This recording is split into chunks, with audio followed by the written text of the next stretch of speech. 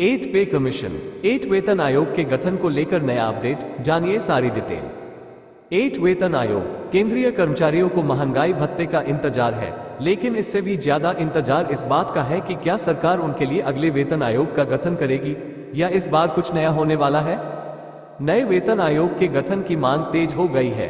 कर्मचारी संगठन सरकार पर दबाव बनाने की कोशिश कर रहे हैं कि एट वेतन आयोग का गठन जल्द से जल्द किया जाए। हालांकि सरकार अब तक इस बात से साफ इनकार करती रही है, लेकिन क्या अगले साल इसकी कोई उम्मीद है? क्या सरकार अगले साल वेतन आयोग का गठन कर सकती है?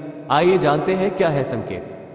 अगले साल आपको कोई उपहार मिल सकता है। केंद्रीय कर्मचारियों का न्यूनतम मूल वेतन तभी संशोधित होता है जब वेतन आयोग आता है, लेकिन वित्त राज्य मंत्री पंकज चौधरी ने संसद सत्र के दौरान साफ कर दिया था कि अगले वेतन आयोग के गठन को लेकर सरकार का अभी तक कोई विचार नहीं है। सरकार ऐसे किसी प्रस्ताव पर विचार भी नहीं कर रही है।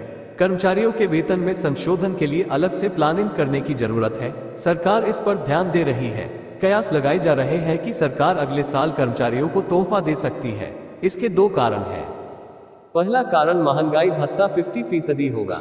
सातवें वेतन आयोग के गठन के साथ ही सरकार ने महंगाई भत्ते में संशोधन के नियमों में बदलाव किया था। 50% तक पहुंचने पर महंगाई भत्ता 0 हो जाएगा। इसके बाद मौजूदा मूल वेतन में 50% डीए जोड़ा जाएगा और महंगाई भत्ते की गणना 0 से शुरू होगी। लेकिन मौजूदा संकेतों को देखकर लग रहा है कि अक्टूबर में केंद्रीय कर्मचारियों का महंगाई भत्ता बढ़कर 46% हो जाएगा। इसके बाद अगला संशोधन अगले साल जनवरी 2024 में होगा, लेकिन इसकी घोषणा के लिए मार्च 2024 तक इंतजार करना होगा। CPI-IW इंडेक्स के रुझान को देखकर लगता है कि 50% डीए जनवरी 2024 से लागू हो जाएगा, यानी उसके बाद यह 0 हो जाएगा। ऐसे में सरकार को वेतन आयोग का गठन करना होगा, क्योंकि वेतन आयोग के गठन के बाद ही सैलरी स्ट्रक्चर में बदलाव की संभावना बनती है। दूसरा कारण चुनावी कनेक्शन। कर्मचारी संगठनों की मांग है कि आखिरी बार 7वें वेतन आयोग का गठन साल 2013 में हुआ था। उसके बाद सिफारिशें लागू होने में 3 साल लग गए।